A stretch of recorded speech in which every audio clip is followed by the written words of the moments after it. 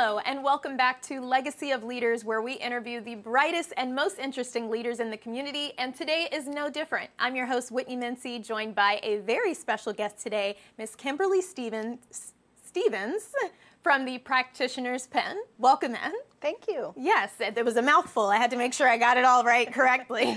You did great. Thank you very much. So I'm excited to talk about the Practitioner's Pen because it's a little different than other businesses that I've been made familiar of, and I'd love for you to tell us a little bit more about it and how you got into it. Sure. So my background's a family nurse practitioner. In July 2023, I decided I needed to be able to write, to be able to educate my patients that I educate daily, but reach a broader audience. And in the last few months, that's grown. So now I proofread, I edit, I write from scratch. I do ghostwriting, mostly medical, but I've branched into other industries as well. Okay. And I just take people's ideas and put them into words for them when they don't have the time or they're not comfortable with the word part. Very nice. So what is your most favorite thing about what you do? The creative part. Yeah. I have the knowledge, obviously. Patient care is my heart. It always has been. But one patient at a time is important, but being able to reach that broader audience, especially with the web and in publishing and printing and stuff, is wonderful because I'm making a difference in more people's lives is how I view it. Yeah. But the creative part of being able to find that right wording to get to each person, to get them to understand each concept, it's a whole different thing than just the knowledge base. It's wonderful. And I'm sure there's someone watching that has the expertise and the knowledge, but they don't have the creative side, and so they may be wondering if they're a good client for you. So what does an ideal client look like for you? Just they have an idea, something they want to get out there to the world, but they don't have the time. No one has time. Yeah. Or they're just not comfortable with putting words together. It's a lot harder than most people think. I can journal, but no one can understand what I wrote, sort of thing.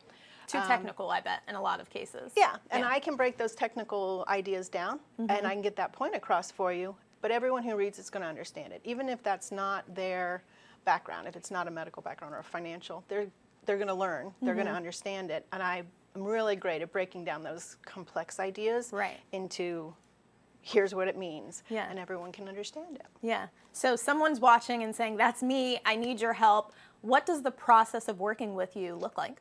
Super easy. I have a website. Okay. I have a business number. There's an email. There's a contact form on my website. They can fill out and put in as much or as little detail as they want. It pops right up on my phone. I reach back to people usually within an hour. Super easy to work with. I'm real flexible. And then I just talk to them and help them figure out, what are we looking for? What's our goal here? And then usually my first draft that I get to people is almost ready to publish. There's very few edits needed. So we can get things done fast, we can get things done perfect, and your vision is now reality. Yeah, so it starts with, it sounds like a consultation of some sort to make sure you're on the same page and that their idea is something that you can help execute, and then you just off to the races writing, or how's that go? I do my research first, obviously, because research is the backbone of everything. Of course, yes. But usually I get most of my information from them, and then I'll do some research because we need to have all the facts in place. And for me, I literally sit down and start writing. I do mine a little different. In school, we were taught to make an outline. Right. My outline develops as I write. Oh, that's interesting. Which makes things go faster. Right. But I write and edit as I go, and things come together really, really quickly. Yeah.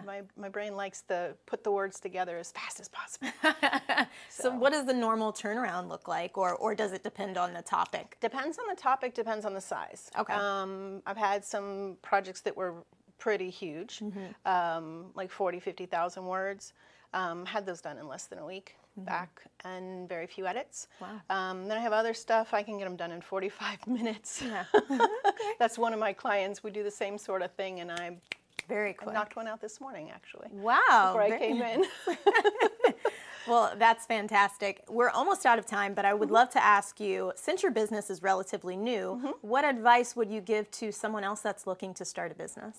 So this was never an idea in my world. Really? Honestly. Wow. Never thought I could do something like this. And I took a class. The lady was just very positive, and the one thing I picked up immediately was believe in yourself, and then just do it. Yeah. Have an idea. The idea I started with the day I created my business on July 4th, 2023. What I had in mind is a million times different from where it's become in just a few months. But believing that you can do this, and you absolutely can. Anybody can do this. Right. And then just doing the research. What do you need to do for licensing, etc. Doing it in baby steps, but doing a little something, even if it's 20 minutes a day. Yeah. 20 minutes I give that business. Yeah. And just a little bit every day, and it cumulatively adds up, and then there you have your business all of a sudden. Right, and it's something right. you never expected it to be. Yeah. But it's not as overwhelming as it seemed at first. It's just you got to go through the little baby steps, but it's 100% doable.